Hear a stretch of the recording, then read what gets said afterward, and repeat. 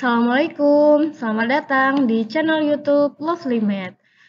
Oke, di video kita kali ini kita akan membahas tentang peluang komplemen dari suatu kejadian dan penjumlahan peluang. Oke, sebelum kita mulai, jangan lupa klik tombol subscribe, like, and share ke teman-teman kalian ya, agar video ini semakin bermanfaat. Oke, kita masuk ke peluang komplemen dari suatu kejadian.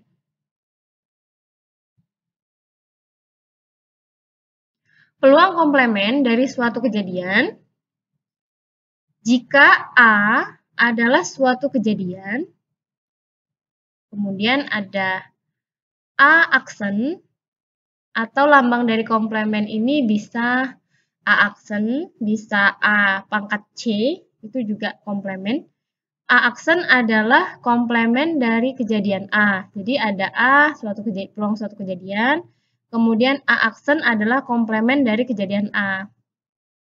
Maka berlaku PA ditambah PA aksen sama dengan 1. Atau PA aksen sama dengan 1 dikurang PA. Maksudnya begini. Ada suatu kejadian namanya kejadian A. Nah, komplemen dari kejadian. Komplemen itu yang bukan dari kejadian itu kita kasih nama A aksen atau A komplemen. Jadi komplemen itu selain kejadian A. Ada suatu kejadian namanya kejadian A. Selain kejadian A itu namanya A komplemen. Nah, maka berlaku peluang kejadian A ditambah dengan peluang kejadian selain A itu sama dengan 1. Jadi peluang kejadian A ditambah peluang selain A itu sama dengan 1. Sehingga untuk peluang A komplemen itu sama dengan 1 dikurang peluang kejadian A. Ini rumus yang pertama. Menghitung PA komplemen sama dengan 1 dikurang PA. Ini dicatat ya di LKPD-nya. Oke, contoh 1 untuk peluang komplemen. Dari satu set kartu bridge diambil sebuah kartu secara acak. Berapa peluang terambilnya bukan kartu as? Yang ditanya bukan kartu as. Jadi kartu apa selain kartu as? Ya selain kartu as pokoknya. Baik itu kartu bergambar, kartu nomor-nomor lainnya. Pokoknya selain as. Ada berapa? Penyelesaian. Satu set kartu bridge berjumlah 52 kartu. Maka NS-nya 52. Ini sudah Ibu bilang hafal ya. Kalau NS pada kartu bridge itu 52. Karena seperangkat kartu bridge itu isinya 52 kartu. Misalkan B adalah kejadian terambilnya bukan kartu as, maka komplemen dari B namanya B aksen. Kita ini Ibu nganterin kalian untuk membuat notasi-notasi ya. Jadi kalau misalnya B itu kejadian terambilnya kartu as, maka kalau yang bukan kartu as itu namanya B aksen. Sehingga NB aksen sama dengan 4. Maka peluang kejadian B aksen adalah NB aksen per NS sama dengan 4/52 sama dengan 1/13. Jadi, peluang kejadian B yaitu terambilnya bukan kartu as adalah, kalau tadi kan kartu asnya itu ada 4.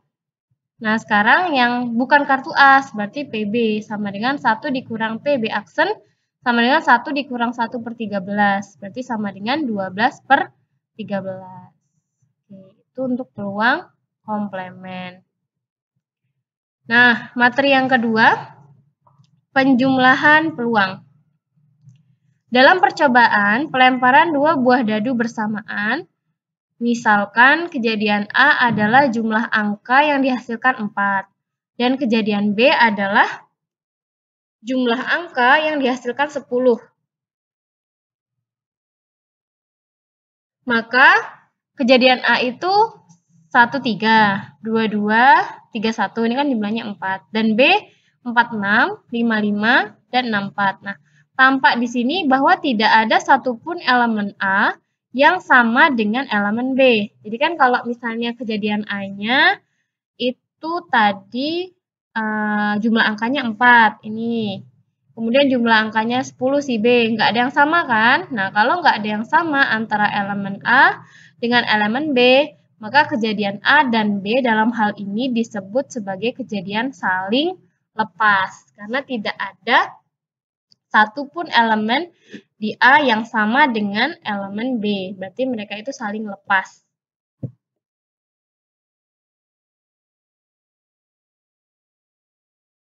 Nah, jadi dua kejadian dikatakan saling lepas apabila tidak ada satupun elemen yang sama dari keduanya. Nah, kalau dinotasikan dalam bentuk himpunan, A iris B itu sama dengan himpunan kosong. Maka N A iris B sama dengan 0. Jadi kalau misalnya kejadiannya itu nggak ada kaitannya sama sekali antara kejadian A sama B, itu berarti mereka saling lepas. Nah, irisannya kosong.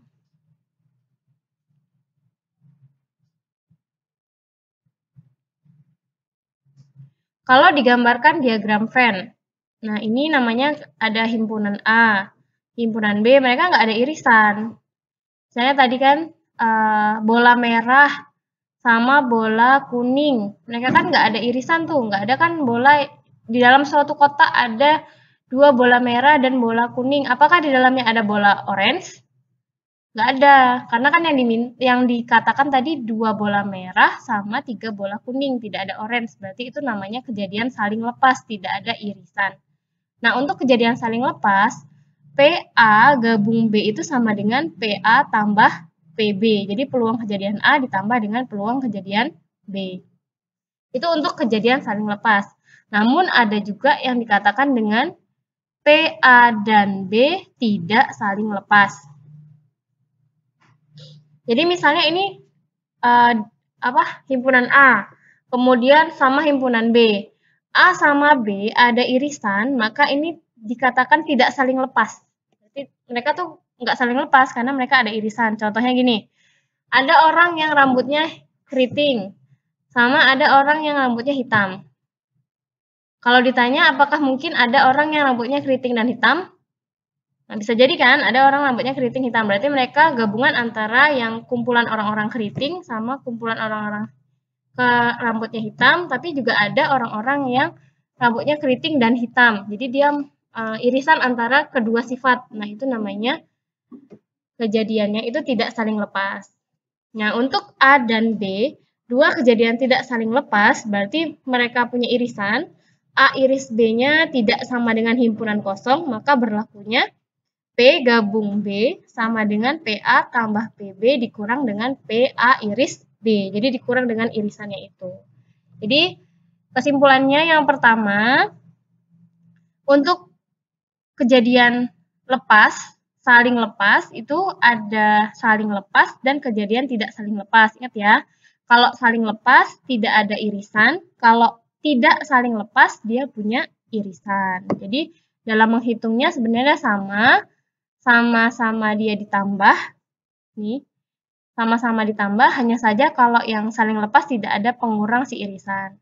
Tuh, jadi ini sedikit menggunakan nalar, jadi ketika kita membaca soal, kita mikir dulu, ini soalnya kira-kira ada irisannya atau enggak. Jadi kalau misalnya tadi bola merah sama bola kuning kan, tidak ada irisan, dia bolanya orange. Berarti kita menggunakan rumus yang ini, yang PA tambah PB saja. Tapi kalau misalnya di soal itu ada irisannya, berarti jangan lupa dikurangkan dengan peluang dari irisan soal tersebut. Itu. Nah, satu lagi yang mungkin bisa diingat, kalau peluang penjumlahan peluang itu ditandai dengan kalimat penghubungnya atau. Jadi ada atau. Kalau atau kalian pakai rumusnya ditambah. Nanti kalau ada lagi satu lagi itu di video selanjutnya. Jadi ini ciri-cirinya akan lebih mudah kalau misalnya kita baca soal ternyata ada kata atau. Oh, kalau dia katanya atau berarti ini namanya penjumlahan peluang. Contoh, peluang kejadian saling lepas.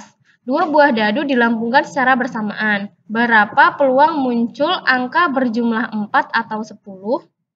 Nah, pada pengetosan dua buah dadu bersamaan, banyak hasil yang mungkin kan 36. Kejadiannya munculnya 4. Berjumlah 4 itu ada 3. Bisa pakai trik yang kemarin, kalau 4 itu kan 3. Kemudian munculnya angka 10 itu ada 3. Nih, 46, 55, 64. Atau pakai yang kemarin kalau 10 itu 3. Nah, kejadian A dan B tidak memiliki satupun elemen yang sama. Berarti A dan B adalah saling lepas. Kan nggak ada nih yang sama. 1, 3, 2, 2, 3, 1. Belum tidak ada yang sama. Sehingga peluang A dan B adalah PA gabung B sama dengan PA tambah PB. Jadi ditambah 3. PA-nya kan NA per NS. Berarti 3 per 36. Ditambah dengan 3 per 36 juga sama dengan 6 per 36. Jadi sama dengan 1 per 6. Oke. Karena dia saling lepas, berarti cukup PA ditambah PB. Sama kodenya tadi kalau di soal ada kata-kata atau. Jadi kalian menggunakan peluang saling lepas.